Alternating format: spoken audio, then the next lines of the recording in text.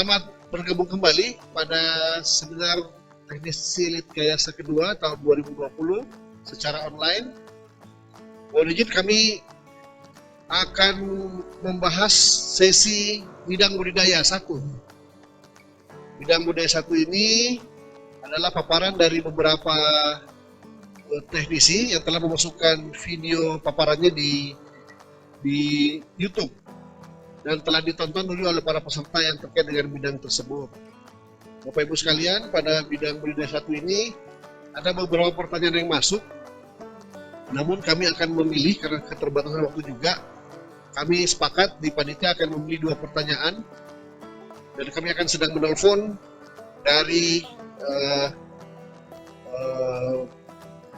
yang akan menjawab pertanyaan, peserta yang akan menjawab pertanyaan. Yang pertama adalah ada pertanyaan dari Ibu Helena Manik dari BPRP2 BKP, Balai Besar Riset Pengolahan Produk di Jakarta, yang ditujukan kepada Ibu Haryani di Maros. Nah, pertanyaannya pada pembahasan, nah ini juga mungkin saya kopikan saja ya ke panitia untuk distampilkan di layar. Ya, Bapak Ibu, jadi kami sedang menghubungi narasumber Bu Haryani di Marana, Maros. Oke. Tunggu sebentar Pak, sambil ditunggu oleh panitia.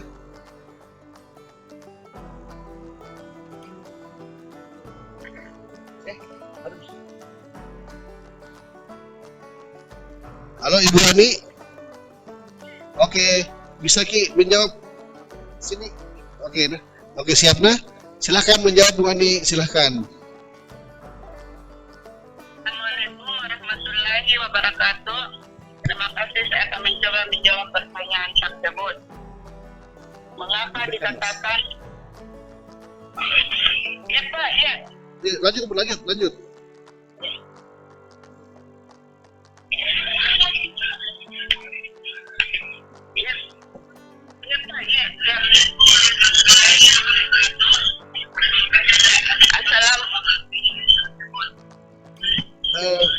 Kalau bisa yang YouTube-nya di off dulu Bu, Ibu keluar dulu menjawabnya biar nggak ini. Ibu langsung hubungan lewat telepon saja dengan saya. Iya Pak. Mengapa dikatakan suhu berkisar 25 derajat Celcius sampai 30 derajat Celcius atau 25,6 derajat Celcius sampai 30 derajat Celcius layak bagi kehidupan udang windu?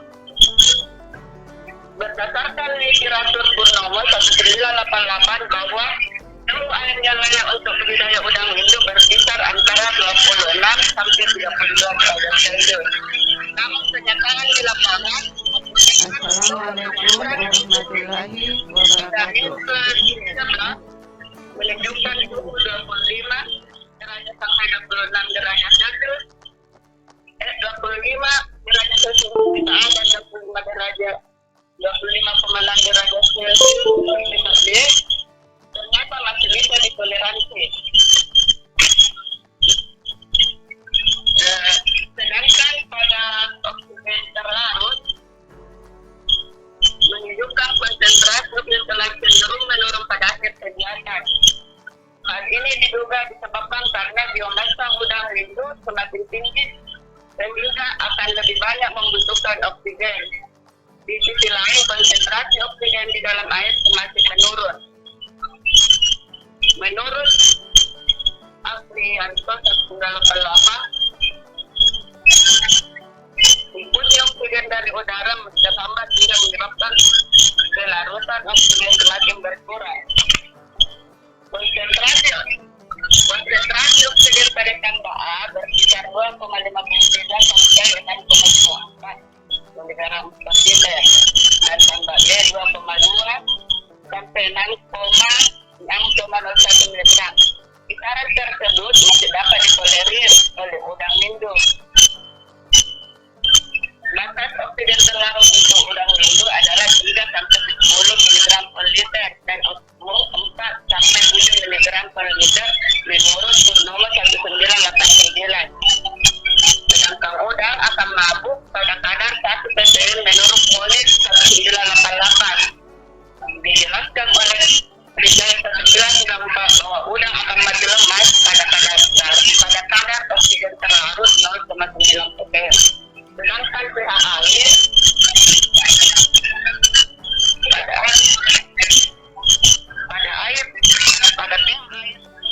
Halo Ibu, bisa keluar dulu dari ruangan Bu. Bisa keluar dari ruangan baru telepon lagi karena tidak jelas. Keluar dari ruangan Bu, jangan sambil nonton YouTube. Itu keluar dulu.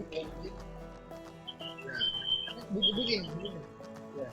Ya, keluar jauh dari itu, jauh dari itu. Ya, oke, sekarang ya silakan menjawab. Ya. Sedangkan pada pH air pada kedua tambak berfluktuasi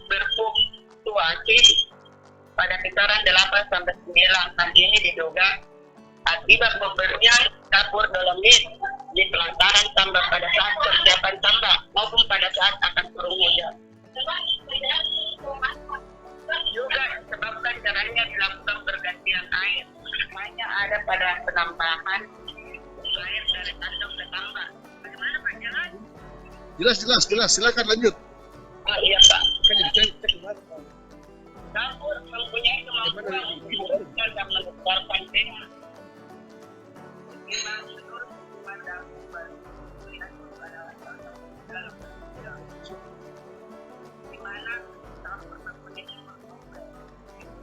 pH. Kisaran pH yang baik untuk udang itu adalah 7,5 sampai 8,7 dan optimum 8 sampai 8,5 menurut Purnomo 1988.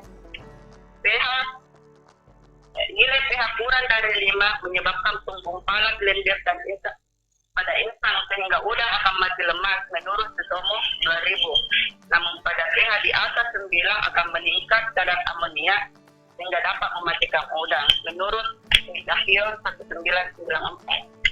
Sedangkan salinitas Mohon maaf Bu, yang ditanyakan DO dan pH saja ini. saya kira semuanya. Oh, udah, kalau itu satu laporan yang jawab nanti. Bu, yang kedua silahkan.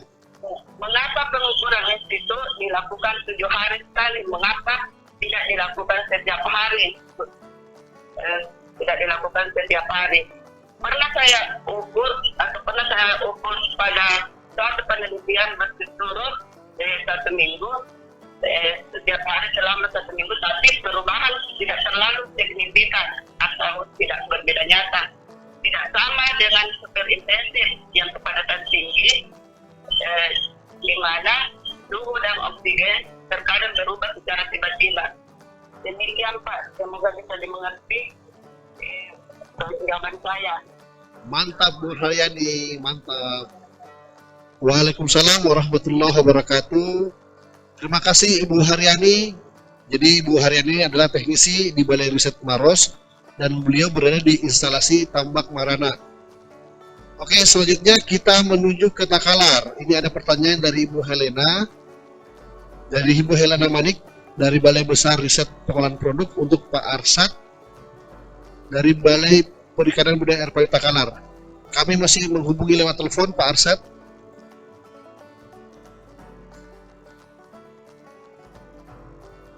Bisa diulangi ya.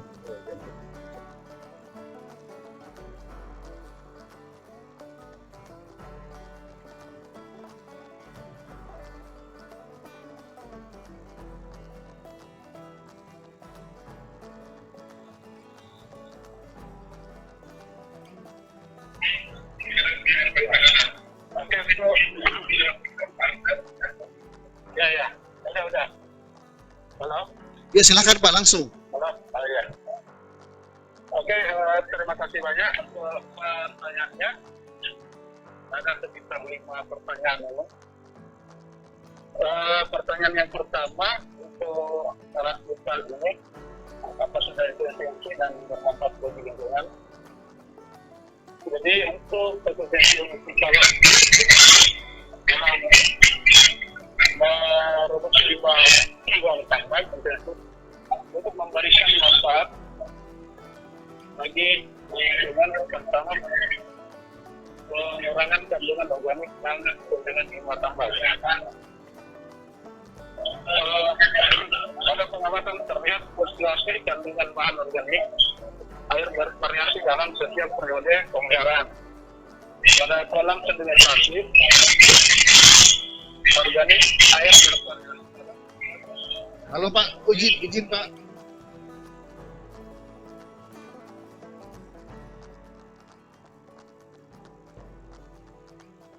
Lanjut Pak, lanjut. Saya lanjut ya. Untuk pada kolam desinfeksi dan kolam regenerasi tingkat bahan organik lebih rendah dari kolam pemeliharaan terutama pada dok 8 sampai dok 41 serta dok yang 50 sampai dok 9 begitu proses pengendapan mulai berjalan dengan baik. Namun pada kondisi tertentu itu dok 3 bagian dok 45 bahan organik pada fase pemeliharaan lebih rendah dibandingkan kolam remediasi. Hal ini karena pada kolam pemeliharaan terjadi penambahan air. Semua air yang lolos melewati jalur remediasi pada besar akan membuat terjadi tren sederhana untuk pertumbuhan fitoplankton dan mikroalga sebelum dilesisi ke perairan. Nah, Lanjut Pak, lanjut.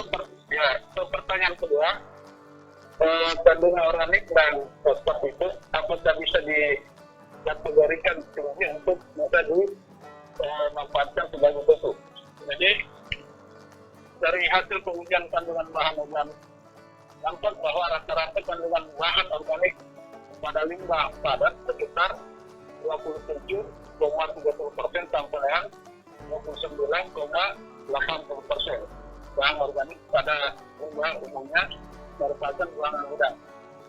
Sisa pakan dan klub biologis serta endapan fitoplankton, sedangkan hasil pengujian kandungan unsur nitrat yang di kecil 0,71 mg per liter dan kandungan fosfat sekitar 2,60 mg per liter. Fosfat di dalam merupakan nutrien yang diperlukan untuk pertumbuhan seluruh protoplasma organisme hidup yang mengandung sekitar 2% fosfor dari berat dari organisme. Jadi dalam hal ini bahan organik yang ditransformasi menjadi pupuk organik sangat berperan untuk perbaikan fisik dan kimia tanah yang didukung dengan kemampuannya dalam rangka granulasi, menurunkan plastisitas dan kohesi serta kemampuan menahan air. Pada kimia tanah, pupuk organik ini dapat menyediakan unsur hara seperti nitrogen, fosfor, belerang, dan kation karena bersifat multi. Maka kandungan hara makro dan mikronya relatif rendah sehingga dalam aplikasinya diperlukan dalam jumlah besar. Lanjut untuk pertanyaan ketiga. Berapa kepadatan semar masing-masing sampah intensif? Jadi untuk kepadatan semar sekitar 75 ekor per milimeter. Kemudian untuk pertanyaan selanjutnya, berapa banyak limbah sampah intensif per hari? Jadi untuk limbah harian sekitar 5% dari volume pemeliharaan. Untuk pertanyaan selanjutnya, apakah sampel A dan B itu dari cetakan IPAL yang berbeda? Jadi cetakan IPAL yang dari untuk sampel A dan B, cetakan IPAL yang sama, cuma kadar kandungan prinsip yang beda antara sampel A dan sampel B. Dan terakhir, terima kasih untuk sarannya.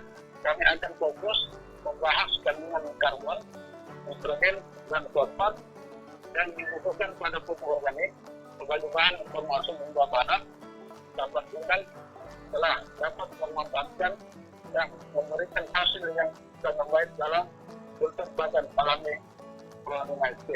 Terima kasih. Oke Pak Arsyad, terima kasih. Bagaimana? Sehat-sehat Pak Arsyad di Takalar? Alhamdulillah. Pak Arsyad, work from home atau bagaimana? Masuk Pak. Maksud ya, selamat ya Pak Di. Sehat selalu Pak. Iya, terima kasih Pak Arsyad. Assalamualaikum. Waalaikumsalam warahmatullahi wabarakatuh. Baik Bapak Ibu sekalian, demikianlah sesi pertanyaan pada bidang budidaya. Selanjutnya kita menuju ke bidang nutrisi dan pakan. Bapak Ibu, bidang nutrisi dan pakan ini ada sekitar, sebentar saya lihat makalahnya. Nutrisi dan pakan itu ada berapa makalah di sini, Mas? 1, 2, 3, 4, 5, 6, 7. Ada 7 makalah yang masuk dan sudah dipaparkan di video paparan di playlist YouTube. Selanjutnya kita menghubungi saudara kita yaitu Pak Safar dari Maros, mendapatkan pertanyaan dari Ibu Risnawati. Pak Safar ini melakukan kegiatan pendenderan ikan nila menggunakan pakan maggot. Nah, ini juga hal baru diterapkan di Balai Maros. Karena pakan maggot ini kami dapatkan ilmunya di Balai Riset Budidaya Ikan Hias Depok. Terima kasih untuk Balai Depok. Nah, kita hubungi Pak Safar sekarang. Masih dalam kontak. Iya. Dan nanti juga ada Pak Safar sama Pak Ukis. Untuk pertanyaan pada sisi ini ada 2, Pak Safar dan Pak Ukis kami pilih. Ini siapa nih Pak Safar? Baik Pak Safar, Assalamualaikum Pak Safar. Waalaikumsalam, Pak. Ya, tapi Pak bisa jawab pertanyaannya secara singkat, yaitu dari Ibu Risnawati di Aceh. Weh, dari Aceh jauh-jauh ini Pak Safar. Iya, Pak. Ya, silakan Pak.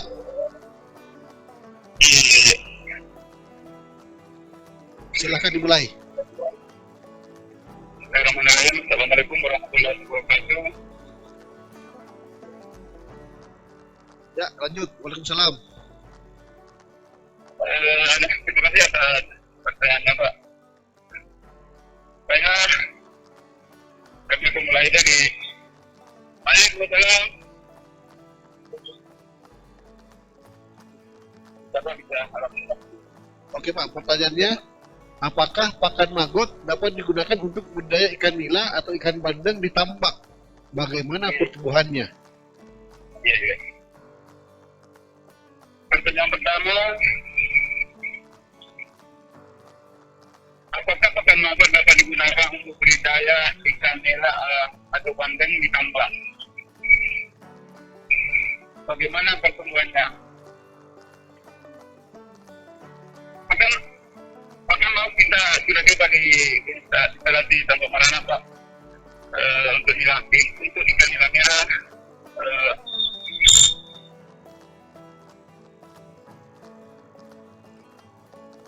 Oke, lanjut. Halo. Pakan maggot bisa digunakan, Pak, untuk budidaya. Dan kita tidak pernah coba untuk ikan nila, namun bandeng belum kita coba untuk bandeng, Pak, di tambak. Oh iya Pak. Jadi baru ikan nila Pak ya? Iya, dan kita coba, Pak. Ya. Bagaimana pertumbuhannya Pak? Ikan nila yang diberi pakan maggot, Pak, ini lebih cepat besar pertumbuhannya dibanding ikan yang diberi pakan mesin. Oh iya, mantap. Iya, Pak. Kapan panen? Oke Pak, berarti ada perbedaan Pak ya? Ada perbedaan pertumbuhan ikan nila. Perbedaannya, Pak, dalam dari hasil kita kami juga di Marana, pertumbuhan ikan nila merah menggunakan pakan maggot ini lebih besar.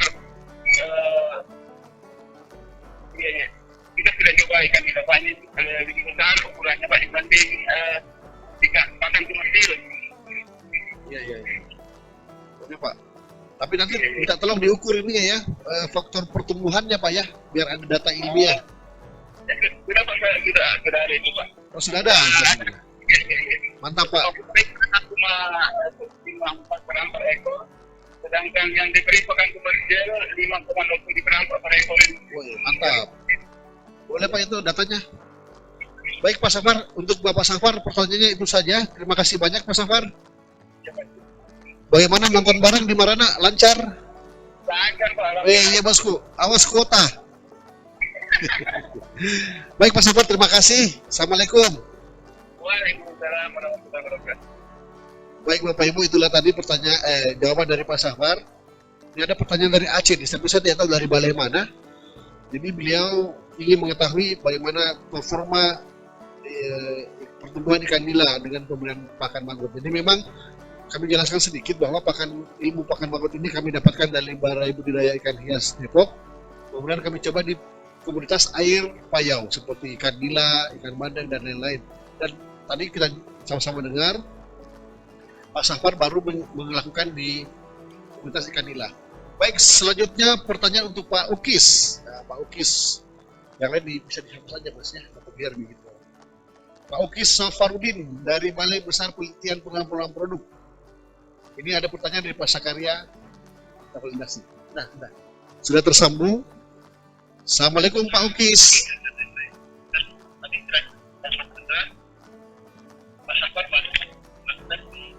Pak Ukis, mohon bisa menjauh dari ini dulu atau di off-kan dulu speaker YouTube-nya. Oh, gitu. Ya ini sudah jelas nih, sudah jelas ya. Ya, dengarkan saja dari suara saya ini Pak dari telepon. Iya. Oke Pak Ukis, Iya. Bapak bisa lihat bahwa Waalaikumsalam. ya Assalamualaikum warahmatullahi wabarakatuh. Waalaikumsalam warahmatullahi wabarakatuh. Iya. Volume YouTube-nya bisa dikecilin Pak, punten. Oh iya. Ya, oke. Ini ada pertanyaan Pak dari teman kita di Maros. Iya. Itu di layar Bapak bisa lihat terdapat 2 standar SNI untuk pengukuran kadar lemak total, yaitu tahun 2006 dan 2017. Oke. Nah, jadi teman di Maros berpendapat dengan demikian seharusnya metode tahun terbaru yang menjadi acuan kerja di laboratorium. Oh iya. Ya, bagaimana menurut Bapak ini? Mohon izin Pak Ukis, silakan. Iya, baik. Jadi ini kita dari pihak komite atau komite akreditasi nasional itu dari KAN itu pastinya telah mengkaji dengan data-data validasi yang lebih baik untuk menetapkan apakah metode perlu direvisi atau tidak. Dari pihak komite juga mensyaratkan jika metode terbaru dirilis, maka semua lab yang di bawah koordinasinya itu harus mengikuti metode yang ada. Tapi lab juga punya sumber kendala untuk bisa menerapkan metode yang baru, misalnya pengujinya kompeten atau tidak, kalau berbeda secara signifikan atau tidak, bahan kimianya itu bisa diterima atau acceptable atau tidak, aman kerja safety-nya atau tidak. Jadi sebelum lab menetapkan mana yang mampu dia kerjakan, jadi lab itu harus melakukan gap analysis terlebih dahulu. Caranya dengan menyusun identifikasi risiko dengan konsep tulang ikan, kemudian baru melakukan validasi. Jika nantinya metode terbaru tidak memungkinkan untuk dilakukan, nanti datanya itu yang akan bicara. Dan dari pihak komite pun, dari pihak KAN, itu harus mendorong agar lab bisa segera melakukan penyelesaian atau bahkan mengizinkan itu tetap menggunakan metode lama, karena kedua metode tidak berpengaruh terhadap kinerja atau nilai benar dari sampel. Jadi sebaliknya, jika metode terbaru jauh lebih baik, meski tingkat safety-nya perlu ditingkatkan, seperti halnya kasus validasi metode lemak ini, jadi harus menetapkan metode yang baru. Gitu. Jadi kalau untuk yang dari yang validasi yang saya lakukan ini, berdasarkan uji T-nya, hasil kedua metode itu tidak berbeda nyata dengan nilai tetap kadar lemak total kepemikan. Jadi dengan asumsi kita akhirnya menggunakan yang 2017, karena untuk yang pengujian 2017 ini menggunakan tahapan hidrolisis, sedangkan untuk yang 2006 tidak. Jadi 2017 itu menggunakan sampel ini, kalaupun ada sampel dengan matriks yang kompleks itu akan mudah dirusak dan lemak yang terikat itu dapat terekstrak lebih maksimal. Dan juga dari lama proses pengujian itu untuk yang 2006 proses ekstraksinya lama selama 8 jam, kurang efisien. Sedangkan untuk 2017 itu hanya 3-4 jam, dengan hasilnya itu lebih maksimal. Kemudian dari segi kebutuhan dan ketersediaan bahan kimia untuk 2006 itu lebih menghabiskan dietil eternya itu lebih banyak karena waktu proses ekstraksinya lebih lama. Sedangkan 2017 itu lebih sedikit menggunakan dietil eter, walaupun ada penambahan bahan kimia HCl. Tapi bahan kimia HCl itu lebih mudah didapat dibandingkan untuk dietil eter, dan harga di pasaran pun lebih murah dibanding dietil eter. Jadi dengan pertimbangan tersebut, kita akhirnya selanjutnya menggunakan metode 2017 seperti itu. Luar biasa Pak Ukis. Mantap sekali penjelasannya Pak. Ya, Bapak sudah berapa lama jadi teknisi di lab Pak? Sudah berapa lama? untuk di lab kimia sendiri saya dari 2018. Sebelumnya saya di biotek. Biotek itu 2015. Oh iya, tapi suka sangat pengalaman sekali Bapak ya. Iya. Alhamdulillah ya. Alhamdulillah. Ngomong-ngomong sudah terima tukin belum? Aduh, untuk yang bulan ini belum Pak. Sama dong. Kita lagi menunggu.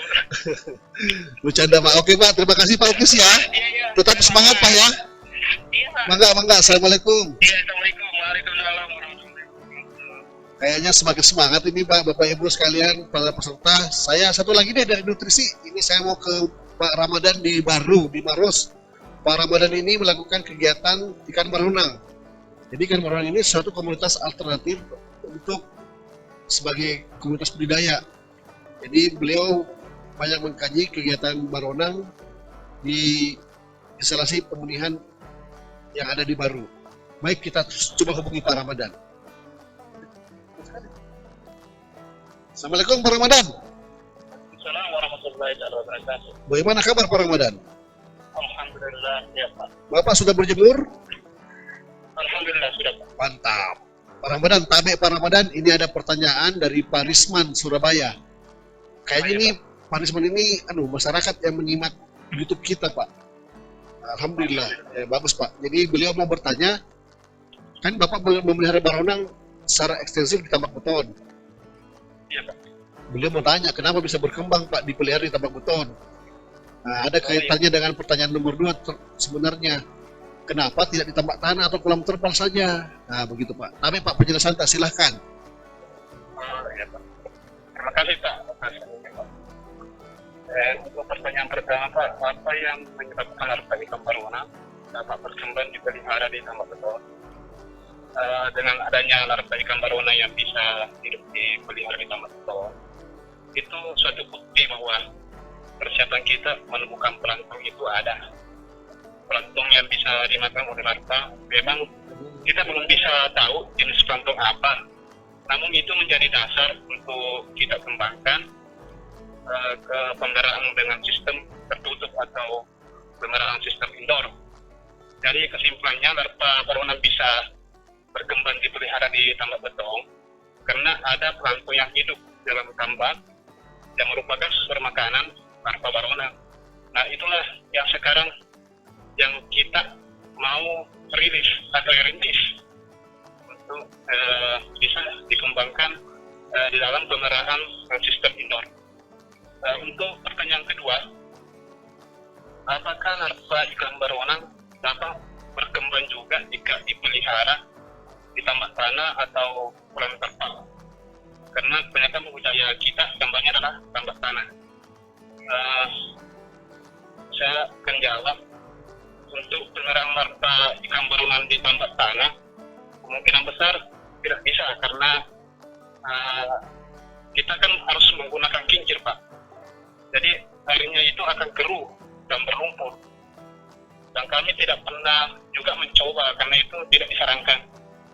Untuk penyerang larva ikan barunang di kolam terpal, kami belum coba tapi kemungkinan besar bisa.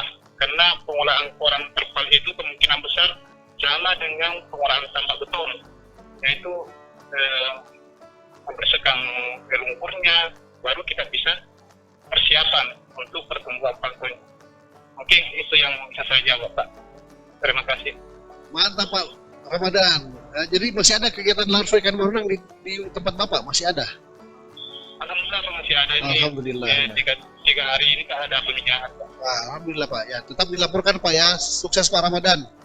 Ya, Pak, terima kasih Pak. Salam buat teman-teman di Baru. Iya Pak. Iya. Assalamualaikum. Waalaikumsalam warahmatullahi wabarakatuh. Alhamdulillah baik Bapak Ibu, sesi bidang nutrisi telah kita bahas bersama-sama dengan menghubungi peserta yang mendapatkan pertanyaan. Alhamdulillah semua sudah siap, ready sekali sepertinya, sangat siap menerima atau memberikan jawaban kepada penanya.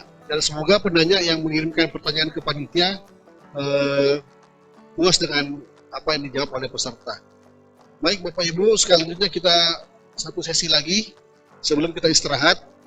Bisa kita ke bidang patologi? Ya, bidang patologi ini sebenarnya cukup beragam, tapi ada makalah yang tidak nyambung dengan patologi tapi dimasukkan untuk pengelompokan saja. Ya, jadi kita acak. Yang kita pilih adalah Pak Susilo Loka Wakatobi. Yang bertanya juga dari Wakatobi ini Pak. Jadi mohon izin nanti bisa dijelaskan sambil dihubungi Pak Susilo. Ya. Halo, assalamualaikum Pak Susilo. Iya, Pak. Ya, saya Indra Pak dari Maros nih, lagi online. Oh iya, terima kasih. Ya, gimana kesehatan Pak? Alhamdulillah. Ya, siap. Bagaimana dengan jadi Maros aman Pak, alhamdulillah. Saling mendoakan ya, saling mendoakan. Ya, Ya bosku. Ini Pak Susilo ada pertanyaan dua nih Pak. Yang pertama dari Pak Ari. Bisa Bapak baca ya itu pertanyaannya. gimana, Pak? Ya, pertanyaannya perbandingan hasil akresi mineral dari bahan. Ya, ya, mohon izin bisa langsung dijawab Pak, silahkan. Iya. Pertanyaan yang kedua bagaimana, Pak? Pertanyaan pertama itu Pertanyaan hasil akresi mineral bahan anoda timbal dengan anoda karbon lebih bagus mana? Pertanyaan yang kedua? yang kedua, mengapa katoda memakai besi biasa yang mudah berkarat? Nah, kenapa tidak pakai besi baja, bahan baja? Oh iya. Yang ketiga, saat implementasi di alam, kira-kira tenaga listrik yang ekonomis dari mana? Nah, itu dia dulu, Pak. Oke. Mangga Pak Susilo. Ya, coba saya akan jawab dengan tiga pertanyaan tersebut dengan sejauh pemahaman yang saya miliki dan secara praktik yang telah kami lakukan di Loka Pergerakan Teknologi Kelautan Wakatobi. Yang pertama, perbandingan hasil akresi mineral bahan anoda timbal dengan anoda karbon. Secara teori dapat sedikit saya berikan. Kita pakai ya, itu dilihat dari sisi kreatifannya. Kita bisa memakai dasar dari kreativitas. Sedangkan karbon secara dilakukan tidak dilakukan dari kulit, maka harus dicampurkan bahan yang lain. Nah, yang terjadi kebetulan karbon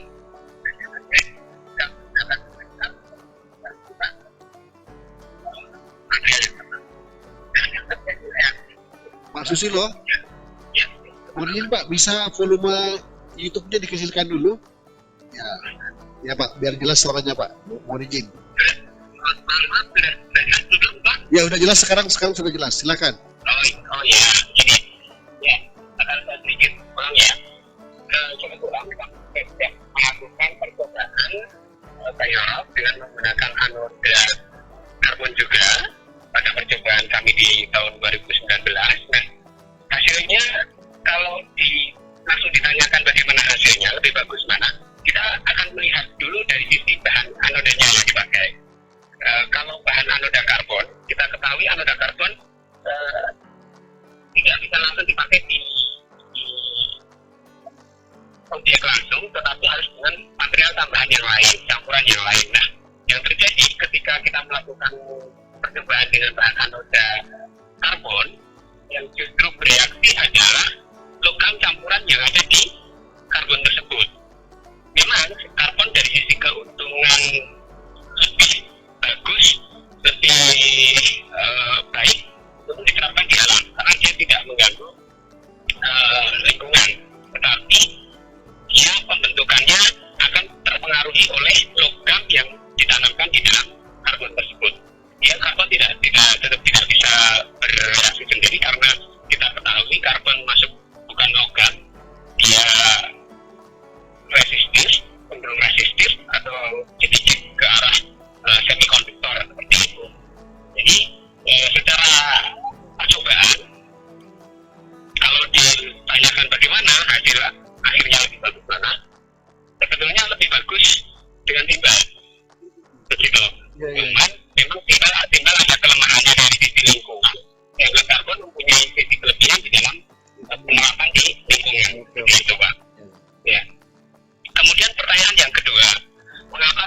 memakai besi biasa saja, bukan kemudian memakai baja. Nah, perlu diketahui bahwasanya ketika kita memakai besi itu jangan dikhawatirkan nanti besi yang dipakai itu akan terjadi karat di dalam air laut.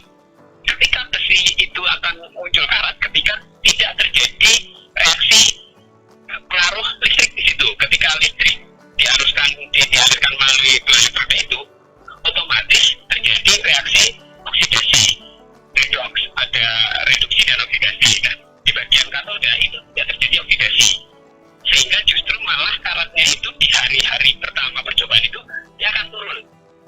Karat yang menempel sebelumnya waktu dia di udara bebas kemudian di dalam aliran arus listrik, dia akan turun, karatnya itu akan turun, hancur, luruh. Kemudian di hari berikutnya dia mulai akan tertutup oleh kalsium karbonat, kalsium mineral yang muncul. Jadi jangan khawatir kemudian bagaimana kok pakai besi biasa, apakah tidak khawatir nanti terjadi karat seperti itu. Ya. Juga terkait dengan lebih ekonomis menggunakan besi daripada baja. Otomatis baja nilai jualnya nilai belinya akan lebih tinggi seperti itu. Kemudian pertanyaan yang terakhir, sumber listrik ekonomis jika dilakukan di alam. Nah, ini yang masih menjadi pertanyaan bersama, menjadi pemikiran bersama bahwasanya kalau teknologi biorock ini diterapkan di laut langsung, memang ada di percobaan di pemutaran itu dan sudah berjalan di Bali, itu bagus menggunakan PLTS dan ada beberapa di Lombok, beberapa di negeri. PLTS salah satu alternatif ketika percobaan ini, teknik konservasi ini dilakukan di alam langsung. Tetapi saya tekankan PLTS pun juga akan sedikit ada kekurangannya, dalam artian PLTS optimal hanya terjadi pada siang hari, sedangkan pada malam hari dia suplai harus tetap berjalan. Kecuali kalau memang proses konservasi biorock ini malam hari istirahat, kan kita tidak ingin seperti itu, tetap harus tetap berjalan selama 24 jam terus menerus. Nah, maka dari itu dibutuhkan stok baterai. Kalau stok baterai dia berada di kondisi di atas air, dia justru kita harus memikirkan bagaimana lifetime dia. Nah, akan terbebani pada titik lifetime dia akan bagaimana. Barang-barang elektronik di atas laut cenderung akan lifetime-nya akan turun waktunya karena panas matahari, kemudian kelembaban, jadi sangat berisiko sekali. Juga pengaruh kedua adalah baik memakai PLTS maupun memakai tenaga angin atau mungkin terobosan baru gelombang laut, mungkin kita seperti itu dengan gelombang laut. Yang perlu diperhatikan dengan sumber energi listrik apapun juga adalah kestabilan arus dan tegangan yang akan disuplai pada elektroda di dalam permukaan yang akan diinjek biorock seperti itu adalah kestabilan arus dan tegangan yang akan diubah. Jadi cara tambah sumber energi listrik apapun silakan, yang kemudian itu menjadi tegangan listrik arus arah, baik mau memakai PLTS, tegangan listrik tenaga angin maupun gelombang laut silakan. Tapi yang perlu menjadi perhatian krusial adalah lifetime perangkat yang akan ditanamkan serta kemudian kestabilan arus dan tegangan yang harus masuk kepada lingkungan tersebut. Seperti itu, Pak. Terima kasih. Mungkin kalau ada kekurangan saya mohon maaf. Mungkin kita diskusikan di lain waktu dan Dimaafkan Pak, luar biasa Pak Susilo. Ini tadi punten Pak, ini ada satu lagi. Ini saya mau ambil pertanyaan dari yang kedua, tapi satu pertanyaan saja. Ini apakah teknologi biorock ini dapat digunakan untuk semua jenis karang? Nah, mohon izin Pak. Ya. Oh ya, sampai dengan sejauh ini teknologi biorock itu lebih kepada karang keras, Pak. Hard coral ya. Iya, itu akan jauh lebih mendukung dalam artian karena atrasi mineral yang kita kumpulkan adalah kalsium karbonat. Jadi dia akan lebih sangat mendukung kepada terumbu-terumbu karang. Ya hard coral. Untuk soft coral kita belum mengarah ke situ kan. Tapi harapannya dengan ketika hard coral dia tumbuh bagus di lingkungan itu, kemudian ikan bisa berkumpul, soft coral pun juga tidak pengaruh. Cuma harus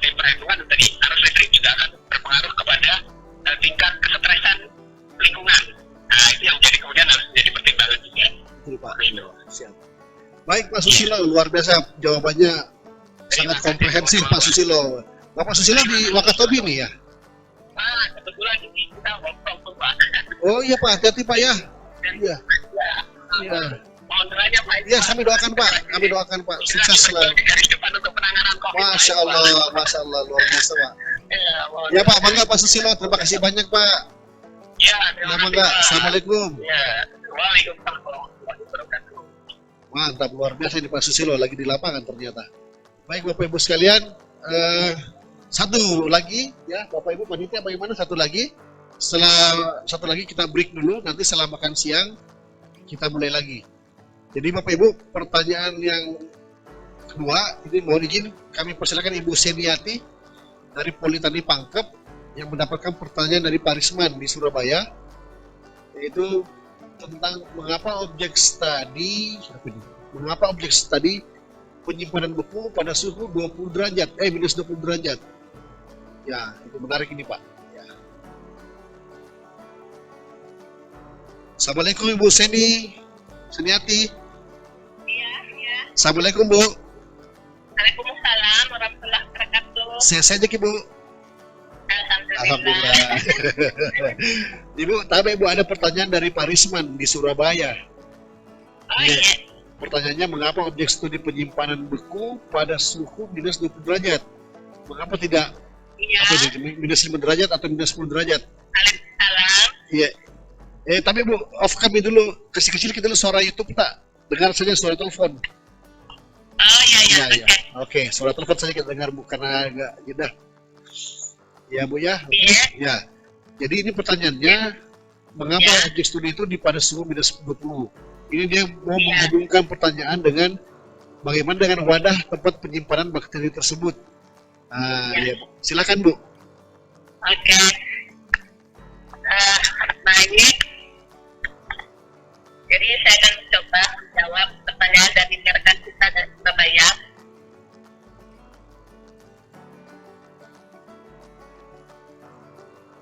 Halo?